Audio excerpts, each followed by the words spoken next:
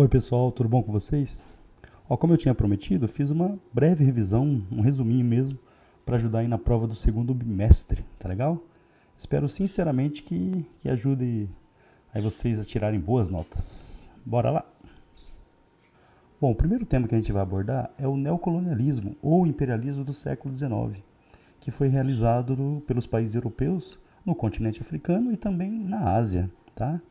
O primeiro ponto de atenção é diferenciar colonialismo do século XVI, XVII, do neocolonialismo que acontece no século XIX. Tá? No século XVI, os dois países protagonistas, do colonialismo, que a gente conhece também como expansão marítima, foram Portugal e Espanha. Portugal e Espanha, os dois países praticamente dominaram o mundo inteiro, a América, a África e a Ásia também. No século XVI, qual era o objetivo desses países? Eles buscavam especiarias nas Índias, metais preciosos, novas terras e também a expansão do catolicismo, um período em que a Igreja Católica tinha muita influência política e ideológica na Europa. Já no século XIX, é uma nova fase do colonialismo, por isso que a gente chama neocolonialismo ou imperialismo dos países europeus no século XIX e início do século XX também. Nesse momento, qual que é o interesse dos países europeus? Eles também buscam riquezas, mas buscam principalmente matérias-primas, mão de obra barata, mercados consumidores no continente africano. Mas como que esses países poderiam justificar o seu domínio sobre a África e sobre a Ásia? Na Europa surgiram justificativas ideológicas. Foi realizada uma reunião, agora atenção pessoal, muito importante, a chamada Conferência de Berlim. A Conferência de Berlim ela foi realizada na Alemanha, na cidade de Berlim, óbvio, e lá os países europeus eles definiram quais seriam as regras para a ocupação do continente africano e da Ásia. Um dos primeiros pontos é a ocupação efetiva do território, ou seja, os europeus eles teriam que entrar no território e dominar a área. Ok? Outra coisa, surge as justificativas ideológicas, por exemplo, baseadas na ideia de superioridade racial, como o darwinismo social. De acordo com essa ideia, existem raças humanas, olha só pessoal, preconceito puro, Existem raças humanas superiores. Os europeus seriam superiores aos povos africanos e, portanto, eles teriam a missão, o dever de levar o progresso, a ciência para esses povos que os europeus consideravam atrasados. Seria como se fosse um ato de caridade, levar o progresso para essas regiões atrasadas aí do continente africano. Como se o europeu, o branco europeu, carregasse um fardo, e esse fardo seria salvar os povos africanos da barbárie e da miséria. Obviamente que são ideias extremamente preconceituosas. Aí palavrinhas para vocês ficarem atentos, Por exemplo, etnocentrismo. Coloca o europeu no centro, por exemplo. Eurocentrismo, o europeu no centro. São todas ideias de superioridade racial dos europeus em relação aos africanos. Então, qual que era a justificativa ideológica? Salvar os africanos e levar o progresso e a ciência. Obviamente que o interesse dos europeus era puramente econômico. Na Ásia, a Inglaterra, principalmente, ela vai dominar a Índia e a China. A China, no caso da China, a Inglaterra ela teve dificuldades para conseguir abrir o comércio com o mercado chinês para os seus produtos. E por isso, o que os ingleses começaram a fazer? Eles começaram a traficar drogas para a China. Que droga? O ópio que tem origem na papoula. O governo chinês, obviamente, ele reagiu, apreendeu um carregamento de ópio da Inglaterra, destruiu o carregamento. Isso levou a Inglaterra a declarar a guerra do ópio, ou seja, a guerra contra a China.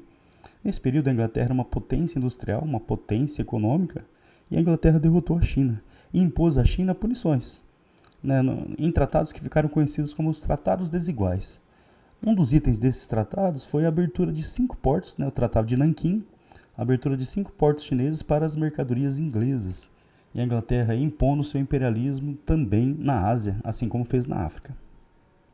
Essas disputas imperialistas, ou neocolonialismo, levaram os países europeus a criarem entre eles muitas rivalidades. As rivalidades já existiam, eram históricas, por exemplo, entre a Prússia, a atual Alemanha, e a França. Na região ali dos Balcãs, onde fica a Sérvia, a antiga Tchecoslováquia, também existiam disputas territoriais do Império Austríaco, a Rússia também tinha interesse na região. Então, esses conflitos, as disputas por terras, disputa por mercados consumidores, disputa por mão de obra barata, por novas terras, colônias, na África e na Ásia, acabaram gerando um clima de tensão, um clima de conflito entre as potências europeias, que a gente vai chamar a atenção de choque de imperialismos. Os imperialismos europeus entraram em choque, e esse choque de imperialismo, aliado às rivalidades históricas, acabaram levando a um conflito que é conhecido na história como Primeira Guerra Mundial. A Primeira Guerra Mundial ela acontece entre 1914 e 1918. E os países prevendo a guerra, eles começaram a formar alianças de cooperação militar.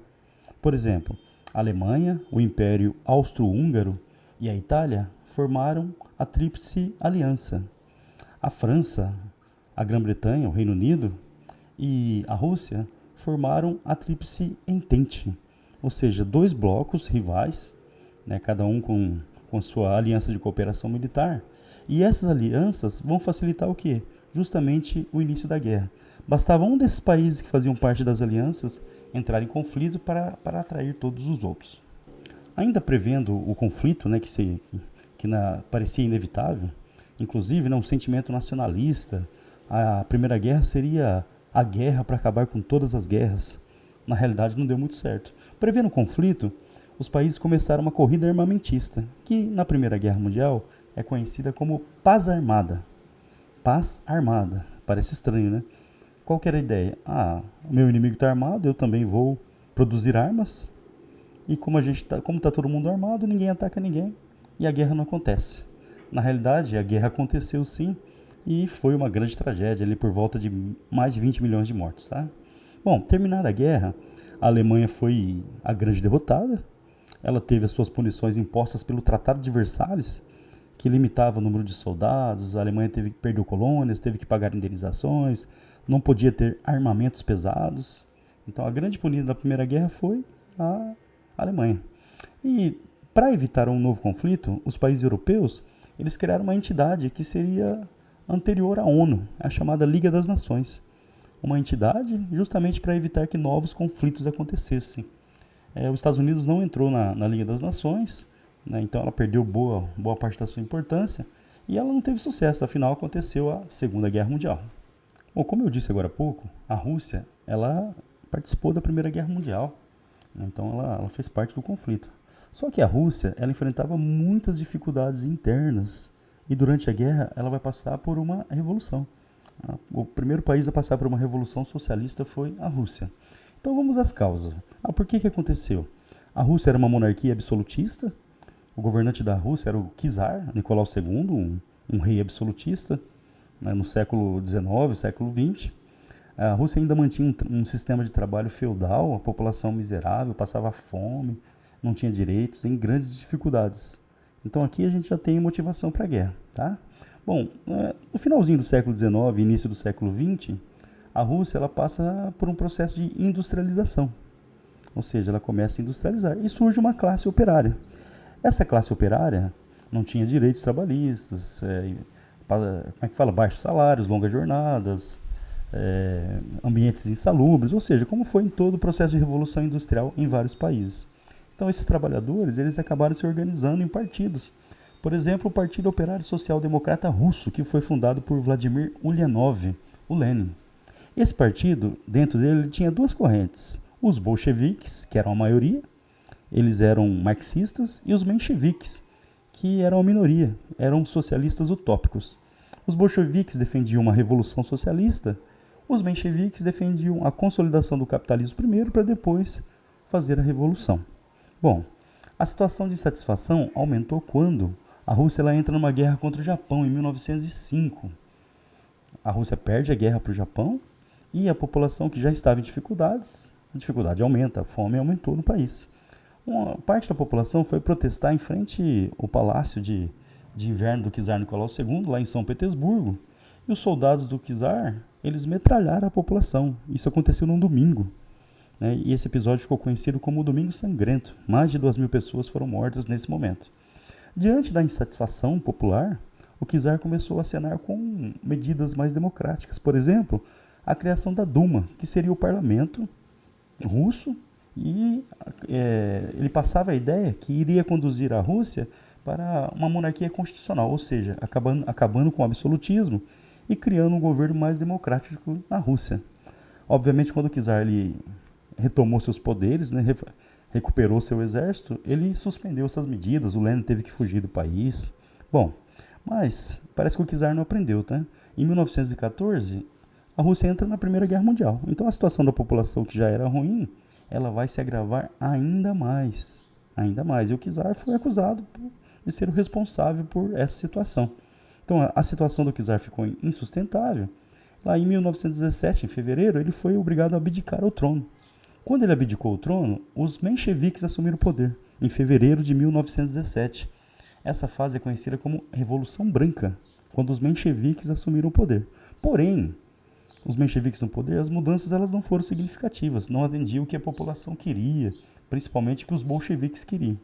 Tá? Inclusive, por exemplo, a Rússia ela foi mantida na Primeira Guerra Mundial. Bom, o Lenin volta para a Rússia e ele começa a divulgar o que ficou conhecido como as teses de Abril. E o Lenin começa a atrair a população, começa a ganhar a confiança da população. Em outubro de 1917, os bolcheviques, liderados por Lenin, vão fazer o quê? A Revolução Vermelha, quando os bolcheviques assumem o poder na Rússia. Agora as mudanças serão radicais. Os bens particulares, os bens privados, né, eles serão estatizados, as fábricas serão entregues ao controle dos trabalhadores, a igreja vai perder suas terras, muitas terras serão usadas para a reforma agrária, inclusive para atrair ali o apoio dos camponeses. Bom, com essas mudanças significativas, a Rússia ela vai entrar numa guerra civil. Nessa guerra civil, alguns países europeus apoiaram o Exército Branco, que era o exército que lutava para derrubar a Revolução Russa. Do outro lado estava o Exército Vermelho, liderado por Lenin e pelo Trotsky, né, o grande líder do Exército Vermelho. Bom, os bolcheviques, o Exército Vermelho, venceu a guerra e a Rússia, né, ela vai se consolidar como o primeiro país socialista e mais tarde, depois de uma aliança com outros países, vai formar a União das Repúblicas Socialistas Soviéticas. No início da Revolução, eles adotaram um modelo econômico conhecido como NEP, Nova Política Econômica. Essa NEP abria caminho para empresas privadas, para investimentos externos, parecia mais um capitalismo, né? Dentro de uma revolução socialista. Na realidade, os bolcheviques explicaram o seguinte: seria um passo atrás para tentar reforçar a economia, para depois avançar para o socialismo. Então, NEP, Nova Política Econômica, que seria o quê? Uma espécie de aceno ali para o capitalismo. Em 1929, vai acontecer a maior crise da história do capitalismo. Ela é conhecida na história como a quebra da Bolsa de Valores de Nova York. Aconteceu no dia 24 de outubro de 1929, numa quinta-feira. Bom, vamos aos antecedentes. Termina a Primeira Guerra Mundial, Europa devastada, os Estados Unidos vira a grande potência industrial do planeta, responsável por abastecer o mundo, era o maior comprador de matéria-prima e o maior vendedor de produtos industrializados. E os Estados Unidos vai começar a divulgar o seu estilo de vida, né? O estilo de vida americano, ou seja, onde o consumo era visto como um meio para alcançar a felicidade individual. Ou seja, a minha felicidade era representada pelos bens materiais que eu possuía. Muita propaganda, né, foi usada para incentivar esse estilo de vida que é baseado no consumismo. Ou seja, a minha felicidade ela está ligada ao meu consumo de bens materiais. Então, o incentivo ao consumo, a indústria dos Estados Unidos produzindo cada vez mais. Então, a produção era muito alta. As empresas produzindo cada vez mais, 4% só de desemprego, ou seja, economia bombando, indústria automobilística crescendo muito e os Estados Unidos vendendo para a Europa. Porém, quando os europeus eles conseguiram recuperar sua atividade industrial, eles pararam de importar ou diminuíram as importações dos Estados Unidos. O que começou a acontecer? Superprodução, palavra-chave. Crise de 29, crise de superprodução. A indústria produziu mais do que o consumo, ou seja, mais do que a demanda. Isso começou a gerar uma bola de neve, uma reação em cadeia que gerou desemprego. O desemprego diminuiu o consumo, a queda no consumo quebrou as empresas não pagavam os bancos, quebrou os bancos, e muita gente investia no mercado de ações. E muitas empresas no período nos Estados Unidos, elas não divulgavam seus balanços corretamente, ou seja, havia uma falsa sensação de crescimento no valor das empresas. Quando o pessoal percebeu, todo mundo vendeu ao mesmo tempo, e houve a quebra da Bolsa de Valores de 1929, lembrando, uma crise de superprodução. Essa crise atingiu o mundo? Sim, atingiu o mundo, atingiu a Europa também, ajudando, por exemplo, na Europa, a criar regimes totalitários, como o nazismo, o fascismo na Itália, o franquismo na Espanha, o salazarismo em Portugal. Então, a crise de 29 fez com que as elites europeias apoiassem governantes autoritários, governantes e partidos autoritários. Aqui no Brasil, a gente tem o surgimento aí de uma frase que as lojas usam, né? Queima de estoque. O Brasil era o grande vendedor de café do planeta, os Estados Unidos era o grande comprador nosso, e como eles quebraram, eles pararam de comprar nosso café. A solução no governo Vargas foi queimar os estoques para recuperar os preços. Bom, qual que foi o plano econômico dos Estados Unidos para tentar sair da crise? Ele é conhecido na história como New Deal, o Novo Acordo. Esse plano econômico, baseado nas ideias de um economista chamado Keynes, ele previu que a intervenção do Estado na economia, coisa que os Estados Unidos, né, pregam totalmente contra, né, um país liberal. Então, o governo passou a ser o motor da atividade econômica. Por exemplo, construindo obras públicas, pontes, estradas para empregar a população, fornecendo empréstimos para empresas, produtores agrícolas e para bancos, pagando salário de desemprego, diminuindo a jornada de trabalho, ou seja, tentando recuperar a atividade econômica a partir da intervenção direta do Estado. Esse é o New Deal, o novo acordo, o plano econômico para tentar tirar os Estados Unidos e outros países da crise econômica. No período entre guerras, a Europa ela teve vários governos fascistas, governos totalitários. Por exemplo, na Itália, o fascismo de Mussolini, na Alemanha, o nazismo de Hitler, na Espanha, o franquismo do general Franco, e em Portugal, o salazarismo de Antônio Salazar. O que esses regimes eles têm em comum? Por exemplo, sempre tem um líder carismático que consegue atrair o apoio das massas. O Estado ele está acima de todos, acima do cidadão, ou seja, o mais importante é o Estado. Há censura, a população não tem liberdade de opinião, de expressão, a imprensa é controlada. A militarização das escolas, o controle ideológico da educação. A ideologia do Estado deve ser divulgada, incentivada, e a partir da propaganda também. A propaganda, os nazistas usaram muita propaganda para convencer a população de que a ideologia do Estado era correta e deveria ser seguida. Ou seja, o regime totalitário ele tem seus símbolos que representam o grupo, por exemplo, saudações, imagens, bandeiras. Persegue os fascistas, eles perseguem os adversários, não aceitam oposição. Por exemplo, não há partidos políticos ou há um partido único, né, e não há oposição, portanto. É totalmente autoritário, antidemocrático. Características do fascismo. Um nacionalismo exagerado, né, que gera xenofobia, que gera perseguição às minorias, são características dos regimes fascistas europeus, como o nazismo e o fascismo, por exemplo. Na Alemanha, Hitler, primeiro ele vai tentar dar um golpe para assumir o poder, fracassa, foi até preso por isso, mas ele vai acabar chegando ao poder através das vias, foi convidado para ser primeiro-ministro. Na Itália, a mesma coisa, Mussolini fez uma pressão gigantesca, fez a marcha dos camisas negras, né, pressionando o governo italiano, e ele vai ser convidado pelo rei da Itália na época a também montar o governo. Então esses dois aí, governantes fascistas, eles acabaram chegando ao poder por vias tradicionais, né? Ou seja, sem dar golpe. Mas a pressão foi grande, né? Na Espanha, teve um episódio, né, durante a Guerra Civil Espanhola, que colocou frente a frente a esquerda e a extrema-direita na Espanha. A direita ali, liderada pelo general Franco. Tem um episódio muito marcante. Uma pequena cidadezinha chamada Guernica, ela foi palco, pessoal, de um ataque das forças nazistas. Parece que o Hitler queria mostrar sua força ali, então essa cidadezinha ela foi escolhida e foi bombardeada, foi devastada, totalmente devastada. E o Pablo Picasso ele acabou eternizando, né, esse evento em uma obra, né, chamada Guernica mesmo, onde ele representa lá, pode ver o quadro aí, pessoal, a destruição que aconteceu nessa pequena cidade.